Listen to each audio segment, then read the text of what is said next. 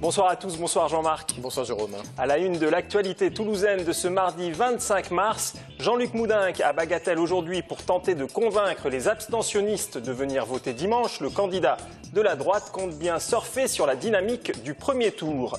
Du côté de la gauche, les tractations sont terminées. Aucun accord n'a été possible entre Pierre Cohen et Jean-Christophe Célin. Le leader du parti de gauche ne donne aucune consigne de vote. Une aide-soignante en grève de la faim devant l'Hôtel-Dieu. Elle souhaite voir reconnaître sa tentative de suicide d'il y a 2 ans en accident de travail. La droite en ordre de bataille, Jérôme. En tête du premier tour, Jean-Luc Moudenc, plus confiant que jamais, est reparti battre campagne ce matin. Aujourd'hui, il s'est rendu à Bagatelle, accompagné d'une vingtaine de personnes, dont de nombreux colistiers. Le second tour se joue aussi dans les quartiers populaires, où l'abstention est particulièrement forte. Le challenge est donc de convaincre ses habitants d'aller voter dimanche. Pierre Bellucci et François Guinde. Voilà, la campagne électorale. Je sais. Il y a eu beaucoup d'abstention dimanche dernier. Et donc, on essaie d'inciter au vote. Faute d'un réservoir de vote suffisant, Jean-Luc Moudenc est dans l'obligation de convaincre les abstentionnistes. À 5 jours d'un second tour qui s'annonce des plus serrés, l'emploi du temps est clairement établi. Le programme, c'est le terrain, le terrain, le terrain. Il était cet après-midi dans le quartier de Bagatelle où l'abstention a frisé les 70%. Pour convaincre, le candidat d'un nouvel élan pour Toulouse s'appuie sur sa dynamique de vainqueur du premier tour. Il se trouve qu'au premier tour, c'est nous qui avons su créer la dynamique, donc forcément, c'est plus facile pour nous d'aborder le deuxième tour. Moi, j'observe que l'adversaire est encore en train de discuter avec des partenaires. Il aura perdu 2 jours à ça. Rencontrer les riverains, frapper aux portes, serrer des mains, c'est la méthode du candidat de droite pour rassembler. Dans ce quartier sensible, il peut notamment s'appuyer sur l'un des points clés de son programme. La sécurité, la sécurité. Regardez, gilet grande comme ça, des jolis jardins derrière, mais quand même, il serait ici le cambriolé. Cohen ne veut pas de caméra, la sécurité, il ne s'en occupe pas, il s'en moque. Nous, on propose des caméras, des effectifs. En récoltant 38,2% des suffrages au premier tour, il cherche maintenant à appuyer là où ça fait mal, c'est-à-dire sur le faible score de son adversaire Pierre Cohen. Une volonté que les Toulousains ont exprimée. Ils ont exprimé la volonté de changer de maire. Un maire sortant qui réunit sur son nom à peine 1/3 des suffrages, c'est quelque chose d'extrêmement rare. Et justement, leur faire passer un message qui est très simple à comprendre. Si vous voulez changer de maire, il n'y a pas 36 bulletins, il n'y en a pas 2, il n'y en a qu'un. C'est le bulletin Nouvel Élan pour Toulouse avec Jean-Luc Moudenc. Mais Jean-Luc Moudenc n'a pas la mémoire courte. Il se souvient qu'en 2008, un peu plus de 1000 voix lui ont fait perdre le Capitole. Il jure qu'on ne lui reprendra plus. C'est important d'y aller dimanche, parce que dimanche c'est le deuxième tour, donc tout se décide pour 6 ans. Après c'est terminé. D'accord. Il lui reste maintenant jusqu'à vendredi minuit pour convaincre. La fusion hier entre les Verts et le PS n'a pas fait de petits. Il n'y aura finalement aucun accord entre les socialistes et la liste mélenchoniste. En échange de son soutien entre les 2 tours, Jean-Christophe Célin, le leader du parti de gauche, souhaitait plusieurs places éligibles sur la liste de Pierre Cohen. Il voulait également une liberté totale d'action et de vote au conseil municipal. Une proposition rejetée par le maire sortant ce matin, Pascal Soler et Alain Sorat. Un déni de démocratie, c'est ainsi que Jean-Christophe Célin qualifie la position de Pierre Cohen. Le maire sortant n'a fait aucune proposition au front de gauche pour le second tour. Jean-Christophe Célin attendait au moins 4 postes au conseil municipal sur les 6 auxquels le parti a droit, selon la loi sur la représentation proportionnelle. Il y a plus de 5% du corps électoral qui s'est exprimé sur notre liste du front de gauche au premier tour, c'est-à-dire 12% de l'ensemble des voix du bloc de gauche qui peut être représenté. Voilà, donc il aurait fallu une application de la proportionnelle. Pierre Cohen dit que la gauche est majoritaire à Toulouse. Elle n'est pas majoritaire sans nous. Et comme nous ne sommes pas respectés, comme nos électeurs ne sont pas respectés pour le second tour, nous ne donnons pas de consigne de vote. Selon Jean-Christophe Célin, en refusant de fusionner avec le front de gauche, Pierre Cohen se met en difficulté pour le second tour. J'ai le sentiment que Pierre Cohen n'est pas très à l'aise. Maintenant, il est droit dans ses bottes, comme d'habitude, et maintenant, les dés sont lancés et la vie continue. J'ai déjà été froissé plusieurs fois par l'attitude de Pierre Cohen, vous le savez, donc la question n'est pas une question personnelle, la question est une question politique. À travers moi, les électeurs du Front de gauche, encore une fois, n'ont pas été respectés et je le regrette. Si la droite l'emporte le dimanche prochain, Pierre Cohen en portera l'entière responsabilité.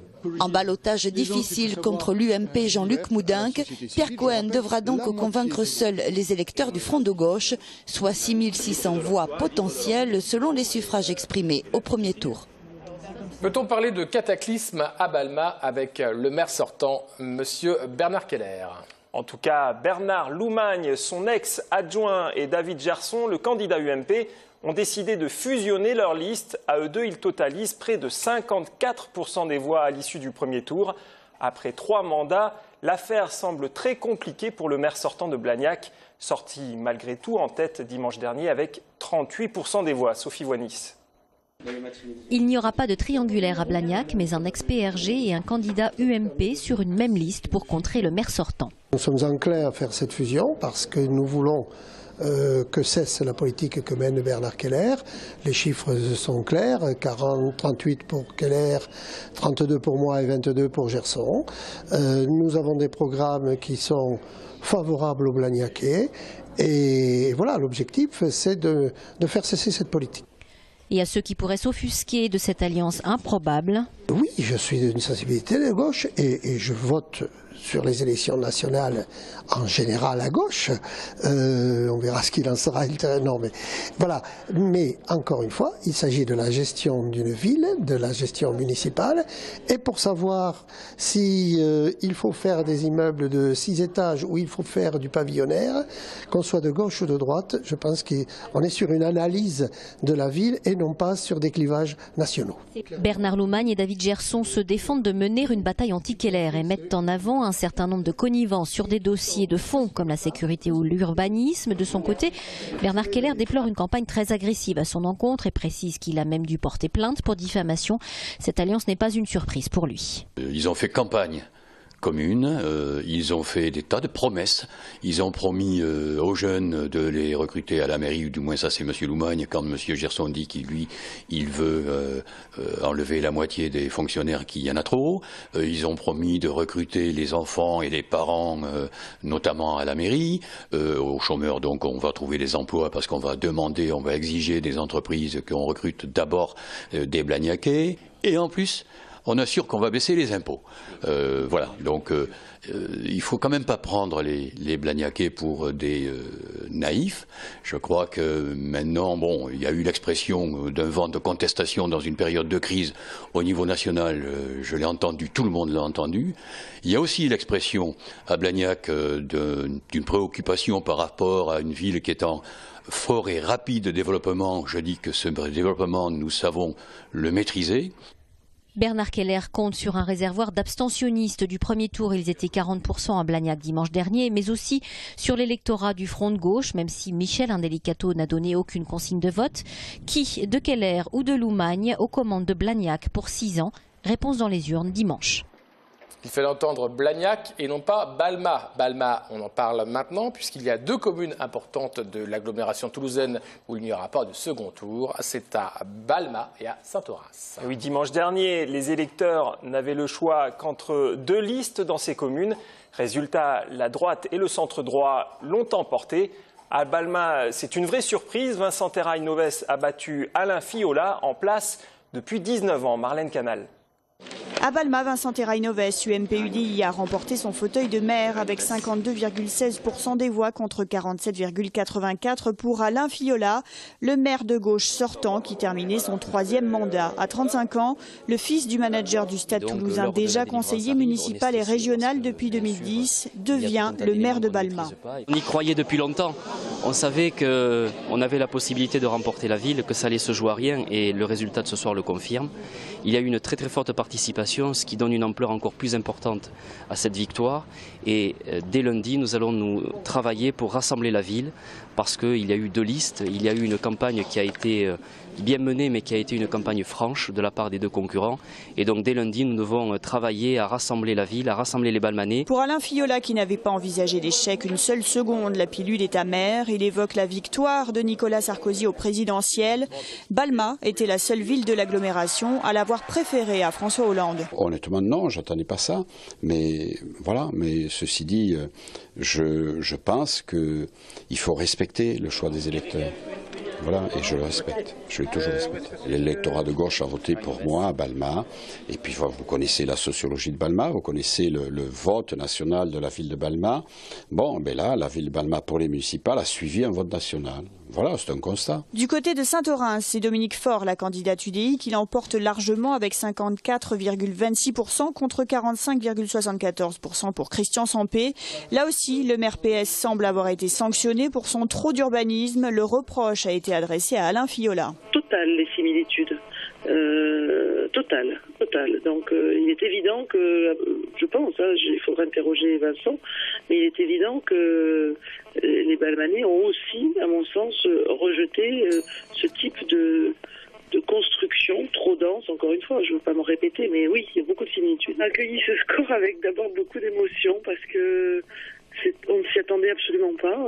C'est vrai que ces derniers jours, on était assez confiants parce qu'on sentait un vrai élan et une vraie envie de changement, mais pas dans ces proportions-là. C'est vrai qu'on met un score beaucoup plus serré. Dominique Faure fera officiellement son entrée dans la fonction de maire de Saint-Orens lors de la première séance du nouveau conseil municipal. Ce sera samedi matin.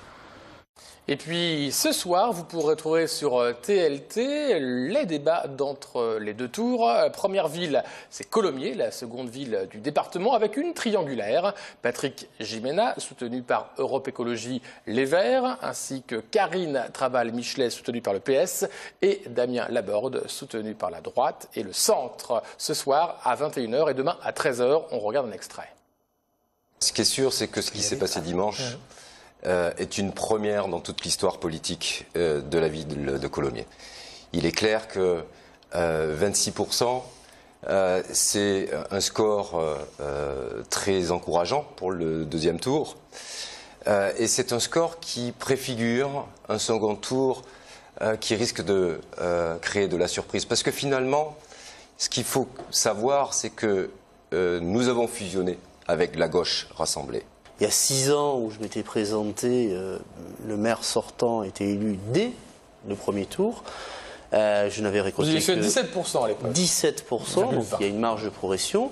Également, effectivement, moi aujourd'hui, j'assiste à un spectacle qui parfois peut se révéler un combat de coq, puisque aujourd'hui, je crois qu'il y a une motivation de Colomiers de voir émerger une liste qui puisse porter une alternance avec des projets concrets. Les Columérains le savent, c'est une ville où il fait bon vivre, une ville où effectivement nous avons des équipements publics pour tous, des accès aux services sociaux, des maisons citoyennes ouvertes, des terrains de sport pour les enfants. Notre ville, c'est ça, c'est un lieu paisible. Et demain, débat sur la ville de Cugnaux. Ensuite, jeudi, débat sur Blagnac et sur Toulouse. Blagnac, ce sera à 21h et Toulouse, Pierre Cohen face à Jean-Luc Moudinque, ce sera à 20h jeudi. Que s'est-il passé autrement dans la région, Jérôme? Montauban, Tarbes ou encore Rodez, il ne devrait pas y avoir de grands changements dans les principales villes de la région. À l'issue du premier tour, les têtes d'affiche locales ne semblent pas vaciller. En Midi-Pyrénées, la carte politique ne devrait pas tellement bouger dimanche prochain. Les grandes villes de Midi-Pyrénées qui étaient déjà à droite semblent devoir le rester. Au soir du premier tour, Brigitte Barège, la députée maire de Montauban, la deuxième ville de la région, est en ballottage favorable face au PS Roland Garrigue. À Tarbes, dans les Hautes-Pyrénées, l'UMP Gérard Trémège, malgré une enquête judiciaire, a été élu, lui, dès le premier tour. Direction les villes roses de la région maintenant avec Rodez, qui devrait passer à gauche au 30 mars prochain. Souvenons-nous tout de même qu'en 2008, l'actuel maire PS Christian Tessèdre est passé dès le premier tour. Dans le reste de la région, les socialistes de Auch, de Cahors et de Foix ont élu leurs candidats dès le premier tour. Notons 2 gros scores à Foix où la liste PS Europe Écologie Les Verts a ratifié largement les suffrages, et pour Cahors, Jean-Marc Vessouze, qui en 2008 avait dû batailler sur 2 tours, vient d'être élu avec une forte avance. Bref, en Midi-Pyrénées, les capitales régionales semblent ne pas vouloir bouger. En France, dimanche dernier, le FN a créé la surprise pour ses municipales. Un candidat a même été élu directement à Hénin-Beaumont. Le parti de Marine Le Pen sera présent dans 315 villes au second tour. Près de chez nous, à Béziers, à Perpignan ou encore à Avignon. Le FN s'est même positionné en tête dimanche dernier.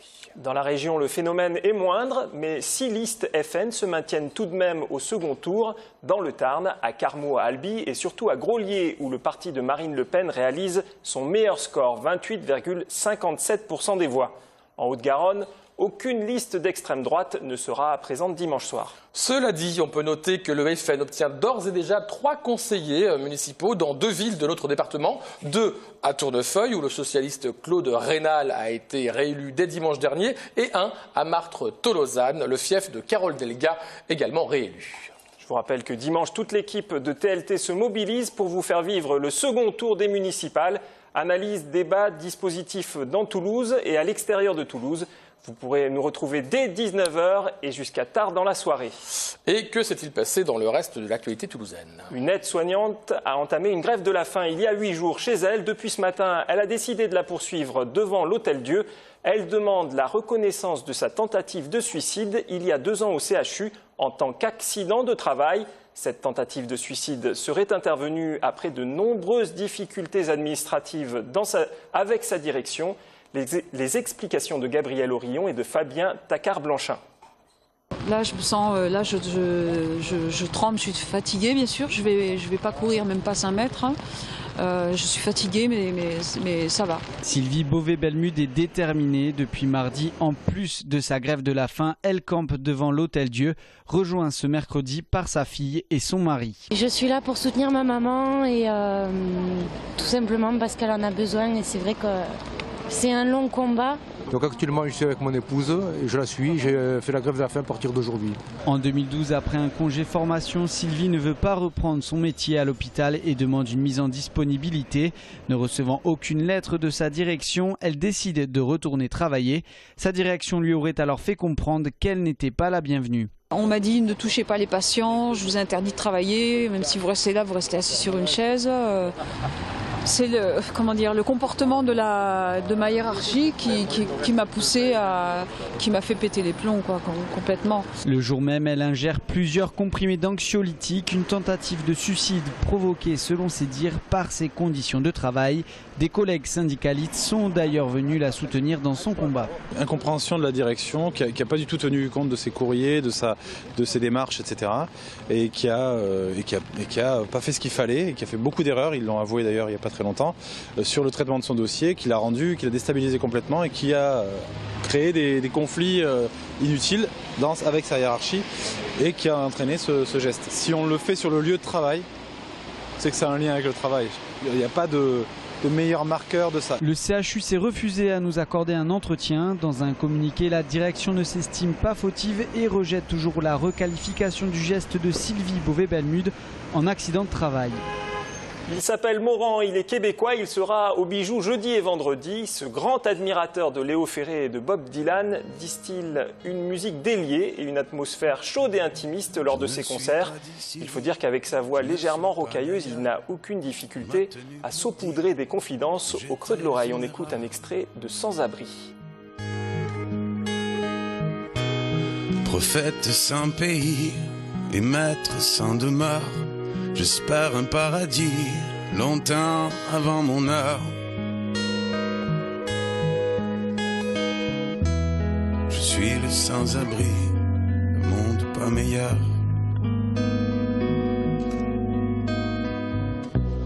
Je ne suis pas d'un temps où il fait beau. C'est la fin de ce journal. Très belle soirée, Jean-Marc. Merci, Jérôme. Bonne soirée à tous. Prochaine édition demain, 19h.